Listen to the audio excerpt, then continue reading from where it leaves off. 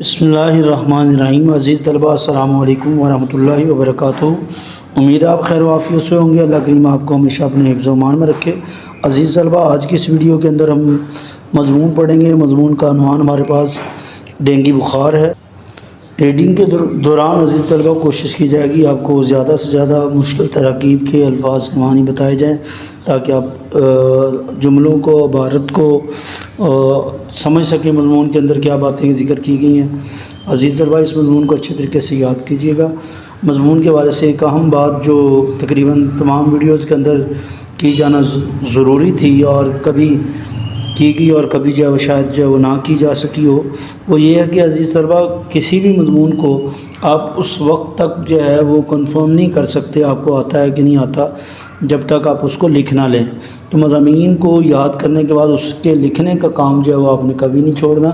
ایک بار لازمی طور پر ہر مضمون کی پریکٹس کریں اور پراپر طریقے سے ٹائم نوٹ کرتے ہوئے کہ کتنے ٹائم میں ایک مضمون لکھا گیا ہے اور ایک ہی نشست میں بیٹھ کر جو ہے مضمون لکھیں۔ مضمون کی ریڈنگ کرتے ہیں عزیز طلباء۔ مضمون ہمارے پاس ہے: اس کارخانہ قدرت کی ہر صنعت مخلوق ہے اور مخلوق خالق کے تابع ہوا کرتی ہے، اور انسان کو اللہ تعالیٰ نے ساری مخلوقات میں سے افضل اور اشرف بنایا ہے۔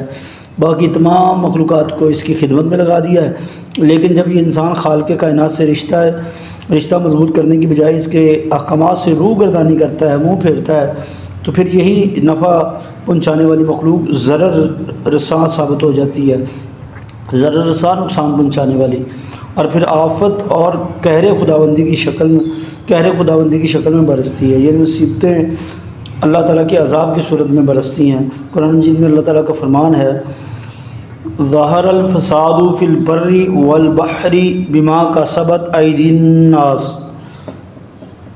سورہ روم کی آیت نمبر 21 ابھی آپ کے سامنے عزیز طلباء ریڈ کی گئی۔ اس کا ترجمہ دیکھ لیتے ہیں: خشکی اور تری میں لوگوں کی بدعمالیوں کے باعث فساد پھیل گیا۔ یعنی دنیا میں جو فساد پھیلتا ہے انسان کے گناہوں کی وجہ سے۔ اس آیت کا یہ مطلب بنتا ہے، اس سے یہ معلوم ہو رہا ہے کہ دنیا میں جتنی بھی مصیبتیں، آزمائشیں اور عذاب اللہ تعالیٰ کی طرف سے آتے ہیں، یہ سب انسان کے اعمال کا نتیجہ ہے۔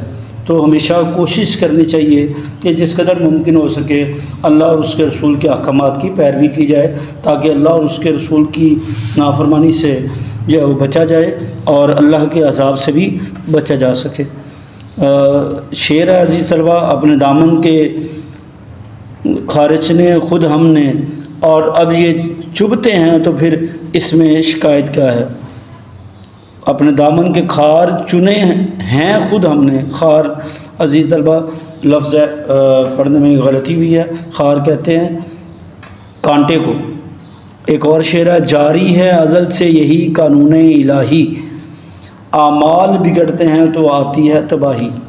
اسی قسم کی ضرر رساں مخلوقات میں سے ایک ڈینگی مچھر ہے جو گزشتہ کئی اشروں سے ایشیا کے متعدد ممالک کے لیے وبال جان بنا ہوا ہے، یعنی جان لینے کا سبب بنا ہوا ہے۔ ڈینگی کا وائرس پہلی بار 1950 میں بخار کی صورت میں ظاہر ہوا۔ اس کا نشانہ بننے والے اولین ممالک فلپائن اور تھائی لینڈ ہے۔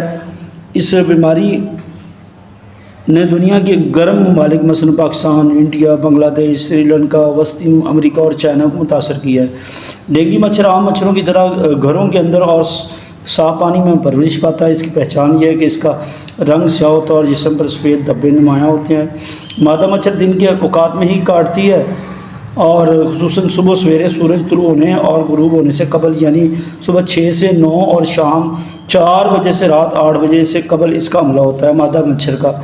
دراصل ایڈز مچھر انسانی جسم میں ڈینگی وائرس کی منتقلی کا سبب بنتا ہے، اور نر اور مادہ مچھر دونوں ہی پودوں کے رس پر پرورش پاتے ہیں، لیکن یہ بیماری صرف مادہ ہی پھیلاتی ہے۔ وائرس کی 4 اقسام میں سے کسی ایک کے سبب ڈینگی بخار ہو سکتا ہے: ڈینگی 1، ڈینگی 2، ڈینگی 3، ڈینگی 4، جنہیں ٹائپس بھی جو ہے وہ کہا جاتا ہے۔ انسانی جسم میں یہ وائرس متاثرہ مادہ ایڈز مچھر کے لعاب سے داخل ہوتا ہے۔ یہ جسم کے سیلز مثلاً WBCS یعنی وائٹ بلڈ سیلز اور پلیٹلیٹس کی تعداد کو کم کر دیتا ہے۔ اس طرح وہ شخص ڈینگی بخار کا شکار ہو جاتا ہے۔ بقول شاعر حادثوں کا کیا ہے، یہ تو زندگی کے ساتھ ہیں، ایک سے بچ کے چلو گے دوسرا مل جائے گا۔ ایک نارمل فرد میں پلیٹلیٹس کی تعداد 1.5 لاکھ سے 4.5 لاکھ ہوتی ہے۔ اگر یہ تعداد کم ہو کر 25,000 رہ جائے تو تشویش کی بات ہے۔ اگر 10,000 سے کم ہو جائے تو ایسی صورت میں فوراً پلیٹلیٹس کی ڈرپ لگائی جاتی ہے۔ بعض اوقات ڈینگی وائرس جسم میں داخل ہو بھی جائے تو علامات ظاہر نہیں ہوتی، کچھ دنوں کے لیے اس کے اثرات جسم میں چھپے رہتے ہیں۔ اس کی علامات عام طور پر 4 سے 7 دنوں میں ظاہر ہوتی ہیں۔ ڈینگی بخار کی جو علامات ہے عزیز طلباء آپ کے سامنے ہے۔ مریض کو بخار 102 ہو جاتا ہے، جسم میں درد کا ہونا، سر درد ہونا، پیچس اور قے آنا، نزلہ زکام، کھانسی، پیٹ میں درد ہونا، ہڈیوں، جوڑوں اور پٹھوں میں شدید درد ہونا، اور شدید حملے کی صورت میں منہ اور جسم کے دیگر اعضاء سے خون۔ ڈینگی کی تشخیص کے لیے عام ٹیسٹ CBC پلیٹلیٹس کاؤنٹ کیے جاتے ہیں اور ڈینگی PCR اہم ٹیسٹ ہے۔ اس کے علاوہ ڈینگی اینٹی باڈی نیا اور مفید ٹیسٹ ہے۔ دراصل ڈینگی بخار ایک وبائی مرض ہے۔ یہ دنیا کو متاثر کرنے والی اہم وائرل بیماری ہے جو ہر طرف پھیل جاتی ہے۔ اسے ہڈی توڑ بخار بھی کہا جاتا ہے کیونکہ اس بیماری کے سبب جوڑوں، ہڈیوں اور پٹھوں میں شدید درد ہوتا ہے۔ ڈینگی بخار مچھر کے کاٹنے کے سبب ہونے والی بیماریوں میں سے ایک ہے۔ ڈینگی بخار کا علاج ہمیشہ ماہر ڈاکٹر سے کرانا چاہیے۔ اس کا کوئی خاص علاج نہیں، بیماری کی صورت میں احتیاطی تدابیر ہیں اور آرام ہی اس کا علاج ہے۔ اس بخار کی صورت میں صبح، دوپہر، شام پیراسیٹامول کی ایک ہی گولی کافی ہے۔ البتہ علاج بلڈ پریشر چیک کراتے رہنا چاہیے۔ دوران علاج بلڈ پریشر چیک کرواتے رہنا چاہیے کیونکہ اچانک بلڈ پریشر کم ہونے کی صورت میں مریض غنودگی میں چلا جاتا ہے اور بے ہوش ہو جاتا ہے، یعنی اس پر نیند طاری ہو جاتی ہے اور وہ بے ہوش ہو جاتا ہے۔ علاج کے دوران میں مریض کو آرام کرنا چاہیے۔ اسے تازہ پھلوں کا جوس اور صاف پانی سے زیادہ پلایا جائے تاکہ بلڈ پریشر کم نہ ہونے پائے۔ اس کی غذا سادہ اور زود ہضم ہونی چاہیے، یعنی نرم غذا ہونی چاہیے جو جلد ہضم ہو سکے، جو پتلے شوربے، پتلی چپاتی، سوپ یا دودھ، دہی اور دلیے پر مشتمل ہو۔ ڈینگی کا مریض احتیاطی تدابیر اور علاج سے 1 ہفتے کے اندر صحت یاب ہو جاتا ہے۔ ایسا مریض جس کا بخار بہت تیز ہو اور دوا سے زیادہ درد دور نہ ہو اور ذہنی کیفیت تبدیل ہو جائے، وہ غنودگی میں چلا جائے یا اس کے منہ اور ناک سے خون بہنا شروع ہو جائے تو اسے فوری طور پر ہسپتال میں داخل کرانا چاہیے۔ یہ چھوت کی بیماری نہیں ہے، یعنی یہ چھونے سے نہیں پھیلتی، اس لیے لعاب، پسینے اور فضلے سے دوسرے افراد میں منتقل نہیں ہو سکتی، البتہ خون کے تبادلے سے منتقل ہوتی ہے۔ اگر مریض کو مچھر کاٹ لے تو وہاں سے ڈینگی کا وائرس لے سکتا ہے اور دوسرے افراد کو کاٹنے سے منتقل کر سکتا ہے۔ ڈینگی بخار ایک خطرناک بیماری ہے لیکن لوگوں میں اس سے متعلق کم آگہی خطرناک ہے، یعنی آگاہی۔ اس سے بچاؤ کی تدابیر اور حفاظتی اقدامات پر عمل کرنے سے اس بیماری سے بچا جا سکتا ہے۔ ڈینگی مچھر صاف پانی اور بارش کے پانی میں پرورش پاتے ہیں اور اس کے علاوہ جوہڑ، تالاب، پرانے ٹائر، خالی بوتلیں اور ٹوٹے ہوئے برتن وغیرہ میں موجود ہوتے ہیں، یعنی جہاں کہیں پانی جمع ہوتا ہے وہاں کہیں اس کی افزائش ہوتی ہے۔ دن کے وقت یہ گھاس، جھاڑیوں اور درختوں کے پتوں میں چھپے رہتے ہیں اور گھروں کے اندر تاریک جگہوں میں بھی چھپ جاتے ہیں، جیسے الماریوں کے پیچھے، پردوں کے پیچھے، غسل خانوں، باورچی خانوں اور اسٹور وغیرہ کے اندر۔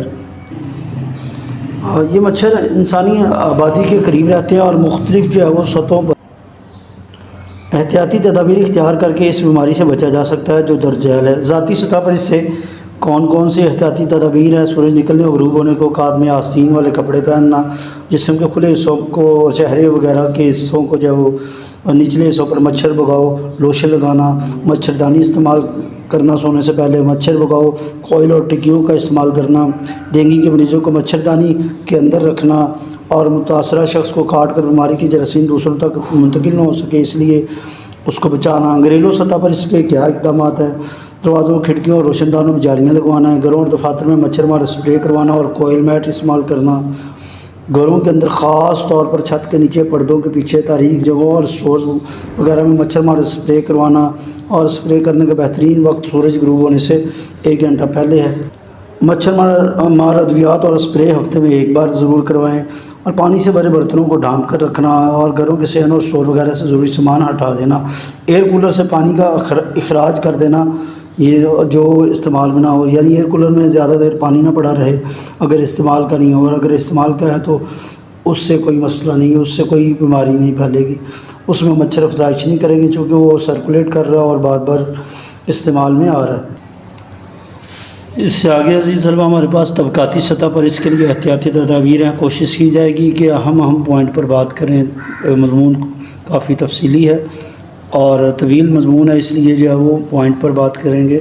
گھروں اور آس پاس کی جگہوں کو صاف ستھرا رکھنا، گھر کے ارد گرد کوڑا کرکٹ نہ جمع ہونے دینا، گملوں اور کیاریوں میں پانی نہ کھڑے ہونے دینا کہ مچھر انڈے نہ دیں اس میں، گھروں کے آس پاس سڑکوں میدانوں میں پانی جو جمع ہے اس کو فوراً جو خشک کر دیا جائے، تالابوں اور دلدلی علاقوں جہاں دلدل پائی جاتی ہے اور گھروں میں جو برقی مچھر جو ہمارے اشیاء کا استعمال کرنا۔ عوامی سطح پر اس کے لیے کیا احتیاطی تدابیر ہے وہ پڑھ لیتے ہیں عزیز طلبہ۔ ڈینگی بخار کے متعلق آگہی اور شعور کے بڑھنے سے آگہی سے مراد آگاہی اور باہمی تعاون سے اس بیماری کے پھیلاؤ کی روک تھام ہو سکتی ہے۔ لوگوں کو اس کے متعلق معلومات، علاج اور احتیاطی تدابیر معلوم ہونی چاہیے۔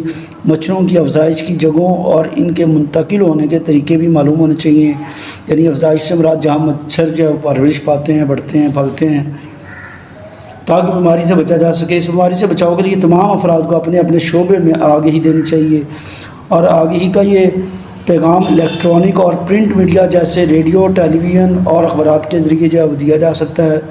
اساتذہ کو اس بیماری کے پھیلنے سے حقائق اور حفاظتی اقدامات اپنے طلباء کو بتانے چاہیے۔ طلباء اس پیغام کو خاندان اور معاشرے کے دوسرے لوگوں کو بتا سکتے ہیں۔ مسجد کے خطیب عوام میں اپنے خطبوں کے ذریعے آگاہ کر سکتے ہیں، لوگوں کو اس بیماری کے متعلق شعور بیدار کر سکتے ہیں تاکہ زیادہ سے زیادہ لوگ محفوظ ہو جائیں اور اس بیماری سے بچ سکیں، اور اس طرح ان کا مثبت کردار ہو سکتا ہے۔ بایولوجیکل اس کے کیا کنٹرول کے جو طریقہ کار ہیں، کیا احتیاطی تدابیر ہے تو وہ پڑھتے ہیں۔ آج کل کیمیکل کے استعمال کی حوصلہ شکنی کی جا رہی ہے کیونکہ یہ ماحول کے لیے نقصان دہ ہے۔ ڈینگی مچھر سے بچاؤ کے لیے بایولوجیکل کنٹرول کو زیادہ اہمیت دی جا رہی ہے کیونکہ یہ ماحول کے لیے نقصان دہ نہیں ہے۔ قدرتی دشمن اور شکاری اس مچھروں کے کنٹرول کے لیے بہتر ہے، یعنی کوشش کی جا رہی ہے کہ کیمیکل کا کم سے کم استعمال ہو اور دوسری مخلوقات کے ذریعے ان مچھروں کو ختم کیا جائے۔ بہت سے پرندے ان مچھروں کا شکار کرتے ہیں، چھپکلیاں اور دوسرے حشرات مچھروں کی تعداد کم کر سکتے ہیں۔ کچھ مکھیاں ان مچھروں کے لاروے کے لیے قدرتی طور پر جو ہے وہ شکار۔ اس بیماری سے بچنے کے لیے شعور اور آگاہی کا ہونا بہت ضروری ہے تاکہ لوگ اس سے محفوظ رہیں۔ یہ بیماری بہت تیزی سے بڑھتی ہے، اگر کسی علاقے میں ڈینگی کے مریض ہوں تو مچھر ان کو کاٹ کر وہاں سے ڈینگی وائرس لے سکتے ہیں اور دوسرے صحت مند افراد کو بیمار کر سکتے ہیں، یعنی گھروں میں اس چیز کا احتیاط بہت ضروری ہے، اس لیے مچھروں کو ختم کرنا ضروری ہے۔ شاید ساتھ ہی احتیاطی تدابیر اور حفاظتی اقدامات بھی کرنا چاہیے تاکہ اس بیماری کے پھیلاؤ کی روک تھام کی جا سکے، اس کو روکا جا سکے۔ بقول شاعر، بھنور سے لڑو تند لہروں سے الجھو، کہاں تک چلو گے کنارے کنارے، یعنی مشکلات سے گھبرانا نہیں چاہیے، ان کا مقابلہ کرنا چاہیے اور اللہ تعالیٰ سے مدد مانگنی چاہیے۔ ایک اور شاعر نے کیا جو ہے وہ شعر جو ہے وہ کہا ہے، اس کو ریڈ کرتے ہیں۔ سمندر کانپ جاتا ہے میری کشتی کی جرت پر، سمندر کانپ جاتا ہے میری کشتی کی جرت پر، کبھی گرداب سے الجھی کبھی ساحل سے ٹکرائی۔ گرداب پانی کے بھنور کو کہتے ہیں، جو سمندر کے اندر گول دائرے میں پانی گھومتا ہے اس کو گرداب کہتے ہیں، ساحل کنارے کو کہتے ہیں۔ قرآن مجید کا عمیق نظری سے مطالعہ کیا جائے، بڑی باریکی سے، عمیق نظری کا معنی باریکی سے، تو یہ حقیقت عیاں ہو جائے گی، ظاہر ہو جائے گی۔ کوئی بھی امتحان، خواہ وہ مالی نقصان کی صورت میں ہو یا جانی نقصان کی شکل میں، خواہ وہ فاقہ کی شکل میں ہو یا بیماری کی صورت میں، وہ اللہ تعالیٰ کی طرف سے ہوتا ہے۔ یہ انسان کے لیے مصیبت نہیں بلکہ اس کی آزمائش ہوتی ہے۔ بقول شاعر، حادثات وقت ہم سے کر رہے ہیں ایک سوال، کس گھڑی ظرف بشر کا امتحان ہوتا ہے، یعنی حادثات جو ہے وہ یہ اشارہ دے رہے ہیں کہ انسان کی آزمائش ہے، انسان آزمائش سمجھتا ہے یا اس کو عذاب سمجھتا ہے، یہ انسان کے اوپر ہے۔ البتہ اللہ تعالیٰ کی طرف سے جو ہے اس کو آزمائش سمجھنا چاہیے اور اس پر صبر کرنا چاہیے، اور جو ہے وہ اس کے ساتھ ساتھ احتیاطی تدابیر اختیار کرنی چاہیے۔ قرآن مجید میں اللہ تعالیٰ کا فرمان ہے جس کا ترجمہ یہ ہے، اور ہم ضرور آزمائیں گے تمہیں کچھ ڈر سے اور کچھ بھوک سے اور کچھ مالوں اور جانوں اور پھلوں کی کمی سے اور خوش خبری ہے، خوشخبری سنا دو صبر کرنے والوں کو، یعنی صبر ہی اصل میں سب سے بڑا اجر ہے۔ ایک اور جگہ پر اللہ تعالیٰ کا فرمان ہے وَإِذَا مَرِضْتُ فَهُوَ يَشْفِينِ، اور جب میں بیمار ہوتا ہوں تو وہی مجھے شفا دیتا ہے۔ علاوہ ازیں قرآن حکیم کے بغور مطالعے سے یہ بھی واضح ہوتا ہے کہ اللہ تعالیٰ اپنے بندے کا ساتھ کبھی نہیں چھوڑتا، اور وہ جہاں دکھ اور درد دیتا ہے وہیں شفا بھی دیتا ہے۔ اور شاعر اس حقیقت پر یوں رقم تراز لکھ رہے ہیں، وہی تکلیف دیتا ہے پھر دیتا ہے وہی شفا، وہی تکلیف دیتا ہے پھر دیتا ہے وہی شفا، پھر لفظ ہے، پھر اس کو ریڈ کر لیتے ہیں، وہی تکلیف دیتا ہے پھر دیتا ہے وہی شفا، وہ بڑا رحیم ہے وہ کرے سب کا بھلا۔ ارشاد خداوندی ایک اور مقام پر لا یکلف اللہ نفسا الا وسعها، اور اللہ کسی جان پر اس کی طاقت سے زیادہ بوجھ نہیں ڈالتا۔ فرمان نبی صلی اللہ علیہ وسلم لکل داء دواء، ہر بیماری کی دوا ہے۔ قرآن مجید میں واضح ذکر ہے کہ بندہ اور صبح اور شام کے اوقات میں مخلوق کے شر سے بچنے کی تدبیر، مثلا سورہ فلق میں ہے کہ کہہ دو کہ میں صبح کے رب کی پناہ مانگتا ہوں اس کی مخلوق کے شر سے اور اندھیری رات کے شر سے جو وہ چھا جائے۔ حدیث شریف میں ہے کہ جو شخص صبح و شام 3 مرتبہ یہ دعا پڑھے تو وہ مخلوق کے شر سے محفوظ رہے گا۔ دعا کے عزیز طلبہ دیکھ لیں، اللہم انی اعوذ بکلمات اللہ التامات من شر ما خلق، اے اللہ میں مخلوق کے شر سے بچنے کے لیے تیری پناہ مانگتا ہوں۔ اللہم اجرنی فی مصیبتی واخلف لی خیرا منہا، اے اللہ میری مصیبت میں اجر عطا فرما اور مجھے اس کا اچھا بدل عنایت فرما۔ یہ وہ ہتھیار ہے جو ہر درد کا درمان ہے، ہر مصیبت کا علاج ہے، ہر زخم کا مرہم ہے، ہر رنج و غم کا مداوع ہے۔ بقول شاعر تیری بندہ پروری سے میرے دن گزر رہے ہیں، نہ گلہ ہے دوستوں کا نہ شکایت زمانہ۔ اس کے ساتھ عزیز طلبہ ہماری ریڈنگ مکمل ہوئی۔ اللہ تعالیٰ سے دعا ہے اللہ تعالیٰ ہمیں اس جو ہے وہ وبائی مرض سے محفوظ رکھے ہمیشہ، اور اللہ تعالیٰ جو ہے وہ اپنی پناہ میں رکھے۔ عزیز طلبہ اس مضمون کو اچھے طریقے سے یاد کریں، اور میں یہ ضرور آخر میں جملہ کہوں گا، تب تک عزیز طلبہ مضمون اچھے طریقے سے آپ کو تیار نہیں ہو سکتا جب تک آپ یاد کرنے کے بعد اس کو ایک بار لکھنا لیں، لکھنے کی پریکٹس ضرور کریں۔ اللہ تعالیٰ آپ کا حامی ناصر ہو۔ اللہ حافظ۔